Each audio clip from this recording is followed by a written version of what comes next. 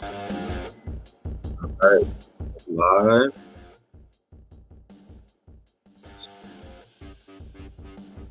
All right, cool. We're live. Everything looks good here. Just doing some Q&A today. It's been a few days since I went live. So just going live, taking some time to answer any questions you have.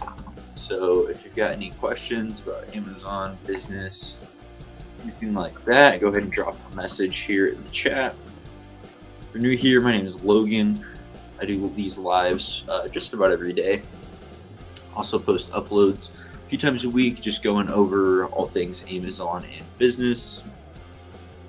I've done a lot of arbitrage over the years. Started off in April of 2020, so about 3 years ago now, doing retail arbitrage. Eventually transitioned most of my business over to OA. So that's kind of about me, my background. I've also got a couple other business ventures. Got a brick and mortar candle shop and some other things that I'm working on building. So yeah, any questions you have, go ahead and drop them in the chat.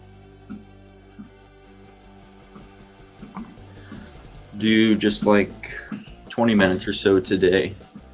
And then I've got to work on wrapping up some content for the week to look at next. I also get a couple back-end stuff that I need to handle as well. And later on today, we're recording some more episodes for the Doughboys podcast. We've got 2 guests coming on that we're going to be recording with today. And that's what I got going on. That's what I'm working on.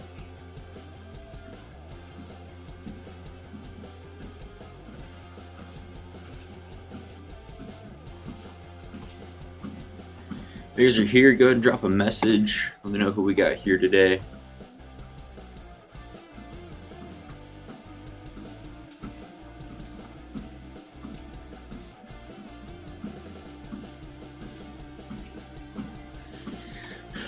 Billionaire Muslim family. Hey, how you doing? Let's see.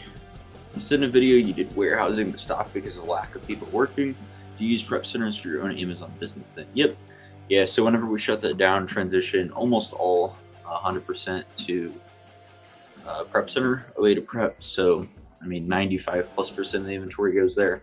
Sometimes if it makes sense, I'll send it to my house, but almost everything we utilize prep centers for.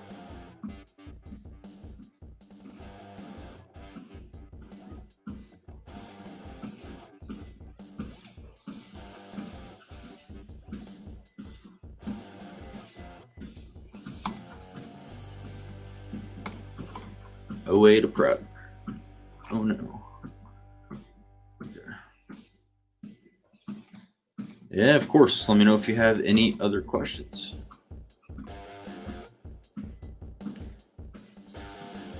Just answering any questions you got.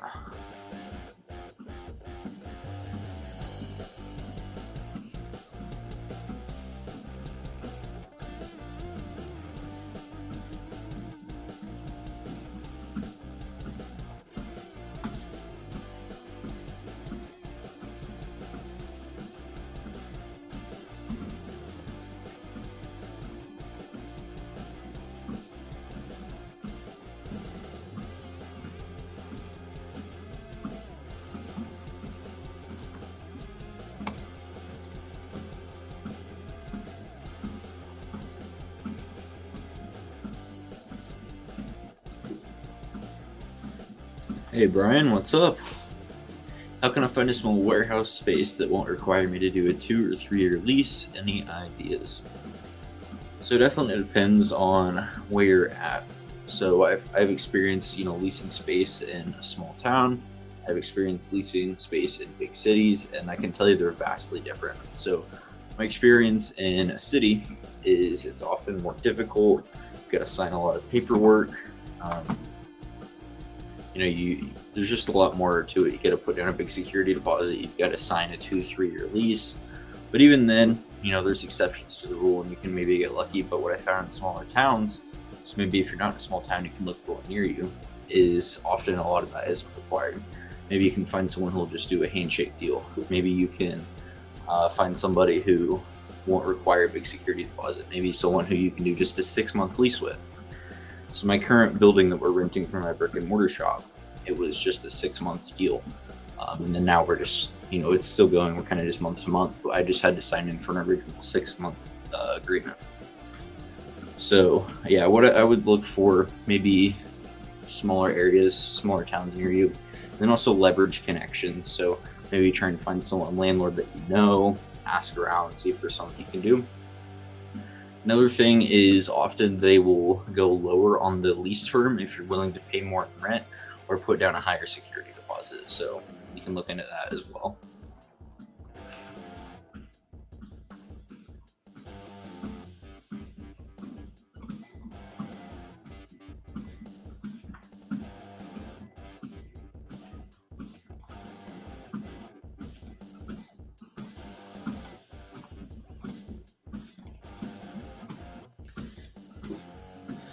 You're welcome. Keep me posted on how it goes. It's always exciting, looking for a new spot. But can be kind of frustrating too whenever you got to go through those hoops and find all that stuff.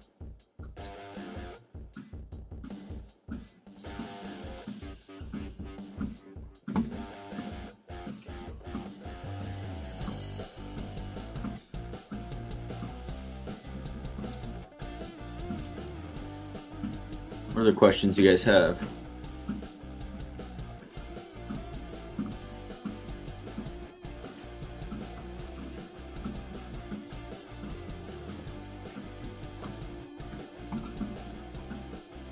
I'm kind of in a no man's land where a big storage unit is too small and the average warehouse space is too big. Yeah, that can be tough. I'm curious though, like if you're in no man's land, I wonder if that big warehouse space would be fairly cheap. Because I'm in a pretty rural area as well, and prices are pretty cheap here.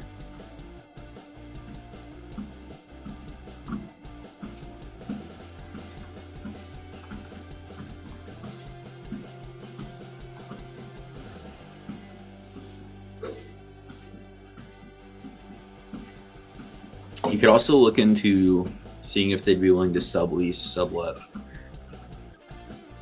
If that space really is just like way too big, then you can maybe try and find someone to split it with you or sublet it out.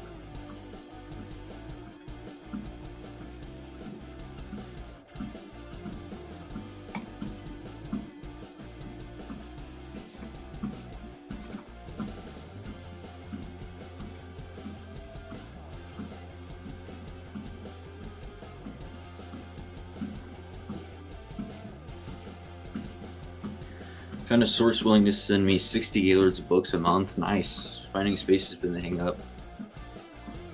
That's cool. Got the sourcing out of the way, now you just got to find a space for processing. I'm curious, are you planning to, or if you're already a bookseller, do you do a lot of FBA or did you transition into FBM?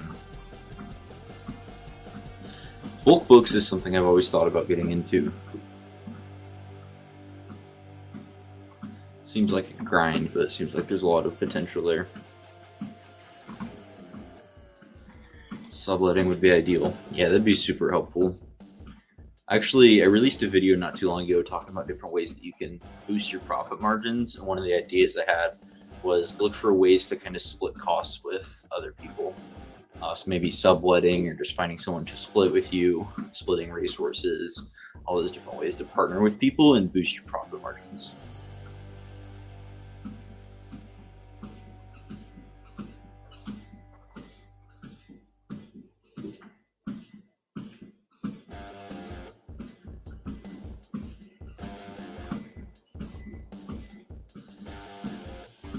Mostly FBA, but a little bit of FBM. Cool. Have to check it out. Enjoy your videos and learn good stuff. Appreciate that. Glad you're able to find value. That is the whole goal. Super cool. Let me grab that link for you so you can check out that video. Pull it up.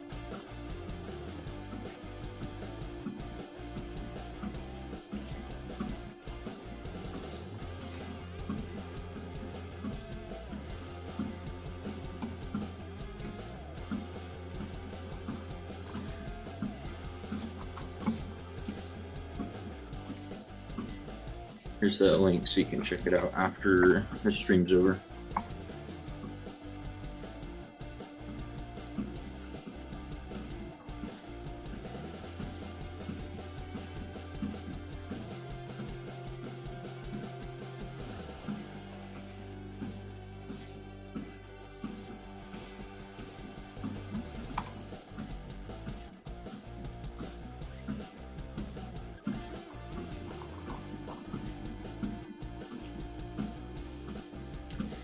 Same, lots of benefit in your videos. Awesome. How would you recommend getting into wholesaling? I do mostly OA and want to transition. So I would say kind of do it slowly. So over time you'll just kind of build up your wholesale business, and the OA can kind of still be the main part, and then over time you'll transition.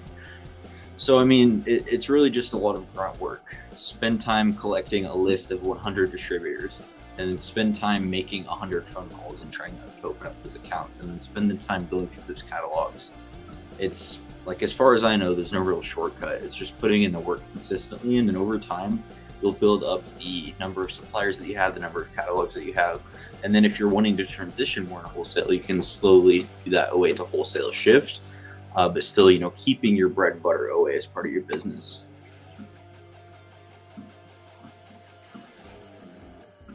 Thank you, Brian.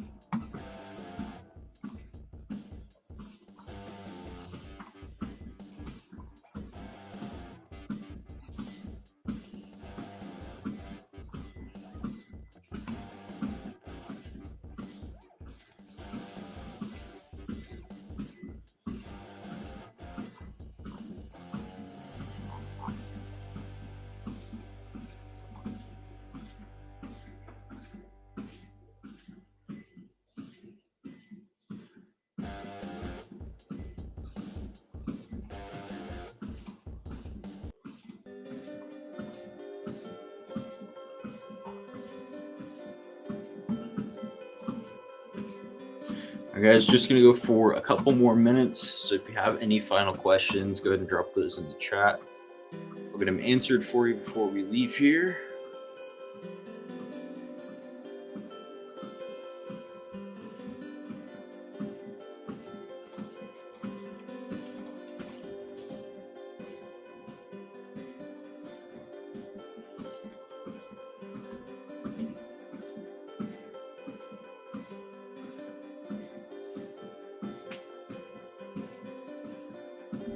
All right, if there's no more questions, we're going to go ahead and wrap it up.